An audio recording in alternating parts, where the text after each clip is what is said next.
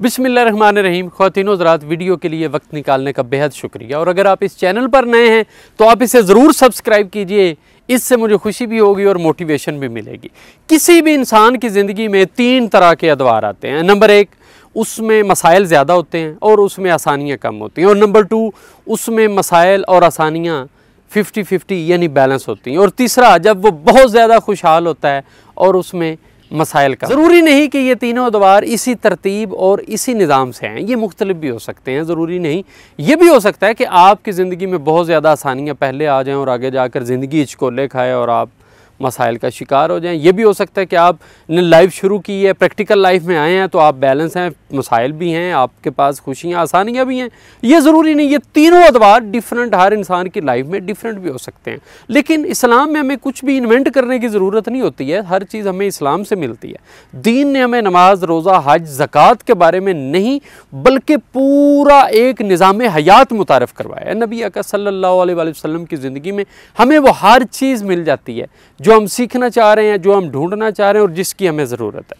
अब आप इसकी तीनों अदवार की अगर आप मिसाल लेना चाहते हैं तो वो आप जो है नबी पाक सल्लल्लाहु अलैहि वसल्लम का पहला दौर देखिए, जब कुफार जो थे वो आपके ख़िलाफ़ थे, आपको तकलीफ़ें पहुँचाईं, मुज़ालिम किए, आप पे आवाज़ें कसते थे, लेकिन इनसे तंग आकर आका दो जहां ने अपना मिशन नहीं छोड़ा। आप सल्लम ने उनको नुकसान नहीं पहुंचाया, उनके लिए बद दुआ नहीं की, बल्कि उनकी हिदायत के लिए दुआ की है। ये था कि जब मसाइल ज़्यादा थे और आसानियाँ कम थी, और उसके बाद मसाइल और आसानियाँ जब 50-50 थी, वो हिजरत के बाद वाला दौर है। यानी जब आप सल्लम ने हिजरत की तो वहाँ पर आसानियाँ भी थी और मसाइल भी थे। उसमें यह था कि नबी पाक सल्लम ने फिर किस तरह बिहेव किया, उनके साथ क्या रवैया। तीसरे वाला दौर जिसकी मैं बात कर रहा हूँ कि आपके लिए बहुत सी आसानियाँ हों और आपके लिए मसाइल कम हों, वो फ़तह मक्का के बाद वाला दौर है। अब आप देखिए कि जब आप सल्लम ने कुफार पर सबकत ले ली, आपने मक्का फ़तह कर लिया, तो आप सल्लम ने किसी को सज़ा नहीं दी, आपने आम माफ़ी का ऐलान किया, आपने फ़राख दिली का मुज़ाहरा किया, क्योंकि आप बाइस रहमत थे। आपने अपनी आला ज़र्फ़ी का मुज़ाहरा करते हुए बताया कि अगर आपके पास बहुत अच्छे हालात हों, आपकी ज़िंदगी बहुत पुरसकून हो, तो फिर भी आप किसी पर जुल्म ना, क्योंकि जब इंसान आज़ाद और खुशहाल होता है, कभी इम्कान होता है कि वो ज़रूर जुल्म ढाएगा। हो सकता है उसके जहन में फिरौनियत आ जाए।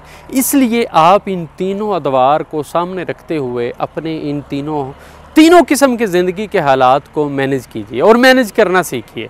आप ये मत भूलिए कि अगर आप पर मुश्किल हालात हैं तो कभी आसानी नहीं आएगी। अगर 50-50 हैं तो आप तीसरे दौर की तैयारी कीजिए, उसके लिए तगोदो कीजिए, उसके लिए एफ़र्ट्स कीजिए, जब आपकी ज़िंदगी में बहुत ज़्यादा आसानियाँ होनी चाहिए और मुश्किलात कम होनी चाहिए। लेकिन उस दौर के लिए ज़रूरी है कि आपके पहले दोनों अदवार जो हैं बहुत अच्छे गुजरें, और उन अदवार में आप में वो बदला लेने वाली सिफ़त नहीं होनी चाहिए, आपकी बर्दाश्त होनी चाहिए, आपके अंदर वो हौसला और हिम्मत होनी चाहिए कि आप हालात का मुकाबला कर सकें, ताकि तीसरा जो बेहतरीन दौर है, ज़िंदगी का बेहतरीन टाइम है, वो आप तक ज़रूर पहुंच सके। और उस तीसरे वक्त तक पहुंचने के लिए हमें आज भी हिजरत की ज़रूरत है। और ये हिजरत से मुराद वो वाली हिजरत नहीं है, ये वाली हिजरत है, आज हमें हिजरत करनी है साइंस की तरफ, आज हमें हिजरत करनी है टेक्नोलॉजी की तरफ, आज हमें हिजरत करनी है अच्छे किरदार की तरफ, और आज हमें सीखना है इस्लाम की वो तमाम अक़दार और तमाम तर सिफ़ात जो एक मुसलमान में होनी चाहिए, ताकि हमारे लिए भी